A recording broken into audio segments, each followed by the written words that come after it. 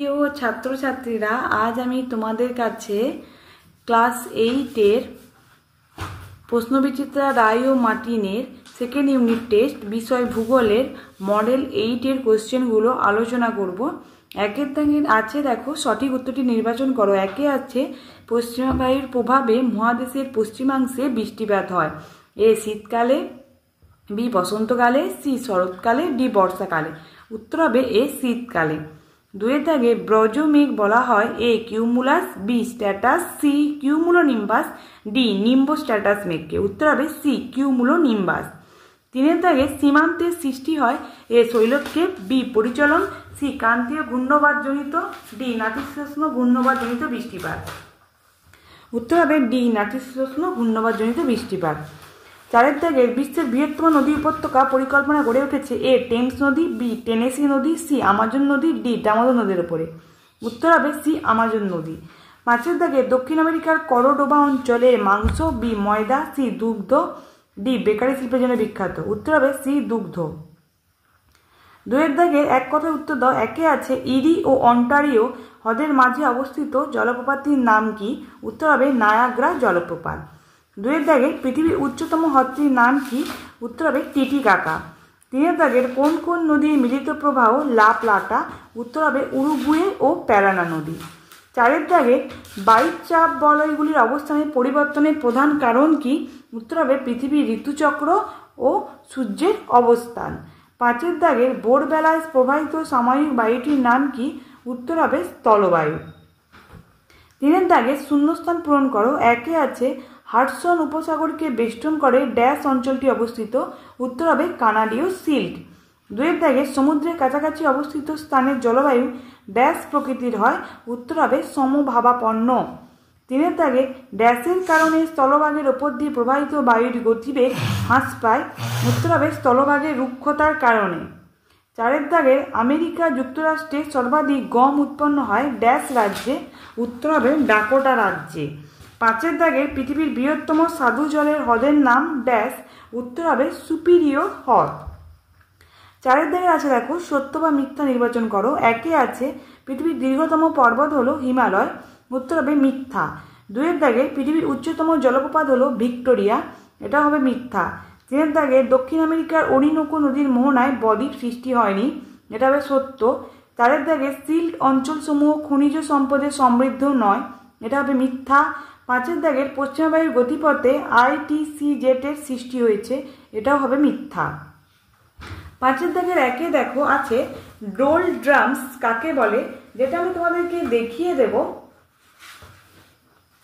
দেখো টেক্সট বইয়ে page number 31-এ যে ডোলড্রামস কাকে বলে, এখান থেকে এতটা পর্যন্ত মুখস্থ করলেই হবে। তারপরে দেখো দুয়ের দাগে আছে পার্বত্য বায়ু বা ক্যাটাবেটিক বায়ু কাকে বলে। দেখো টেক্সট বইয়ে পেজ নাম্বার 40-এ এখান থেকে এতটা পর্যন্ত লিখলেই হবে, অবশ্যই তোমরা মুখস্থ করে নেবে। তিনের দাগে আছে, দেখো সিল্ট অঞ্চল বলতে কি বোঝো। টেক্সট বইয়ে পেজ নাম্বার 91-এ সিল্ট অঞ্চল, এখান থেকে এতটা পর্যন্ত মুখস্থ করলেই হবে, অবশ্যই তোমরা কিন্তু মুখস্থ করে নেবে। তারপর দেখো ছয়ের দাগের একে আছে নিরক্ষীয় অঞ্চলে নিম্নচাপ সৃষ্টির কারণগুলি উল্লেখ করো। যেটা আমি তোমাদের দেখিয়ে দেবো রায় মার্টিন সহায়িকাতে পেজ নাম্বার 117-তে যে নিরক্ষীয় নিম্নচাপ সৃষ্টি হওয়ার কারণটা কি, 1, 2, 3 তিনটা পয়েন্ট আছে, অবশ্যই তোমরা কিন্তু মুখস্থ করে নেবে। ঠিক আছে। তারপরে দেখো দুয়ের দাগে আছে পর্বতের অবস্থান কিভাবে জলবায়ুর উপর প্রভাব বিস্তার করে তা উদাহরণ সহ লেখো। দেখো টেক্সট বইয়ে পেজ নাম্বার 85-তে যে পর্বতের অবস্থান জলবায়ুর উপর নির্ভর করে, এখান থেকে এতটা পর্যন্ত লিখলেই হবে, অবশ্যই তোমরা কিন্তু মুখস্থ করে নেবে। তারপর দেখো তিনের দাগে আছে সেলভা অরণ্যের বৈশিষ্ট্যগুলি লেখো, যেটা আমি তোমাদেরকে দেখিয়ে দেবো পেজ নাম্বার 102-এ।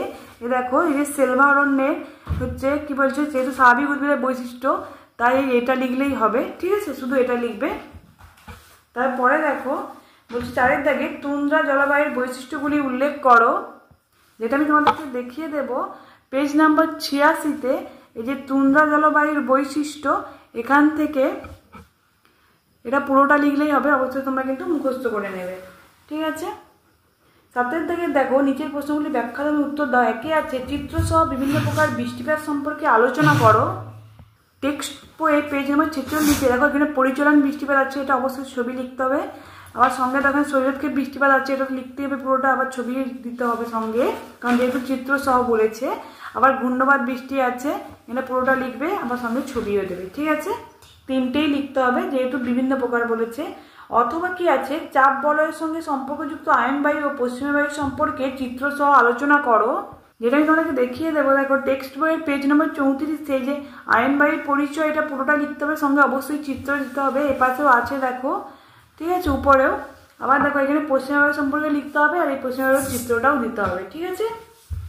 তারপরে দেখো 2 দাগের আছে যুক্তরাষ্ট্রের হ্রদ অঞ্চলে কৃষি উন্নতির কারণগুলি আলোচনা করো, যেটা আমি তোমাকে দেখিয়ে দেবো। টেক্সট বইয়ের পেজ নাম্বার 90, এই যে কৃষি উন্নতির কারণ, এটা অবশ্যই তোমরা মুখস্থ করবে। প্রত্যেকটা 1 পয়েন্ট, 2 দাগ, 3 দাগ, 4 দাগ করে প্রত্যেকটা পয়েন্ট দিয়ে লিখবে, ঠিক আছে?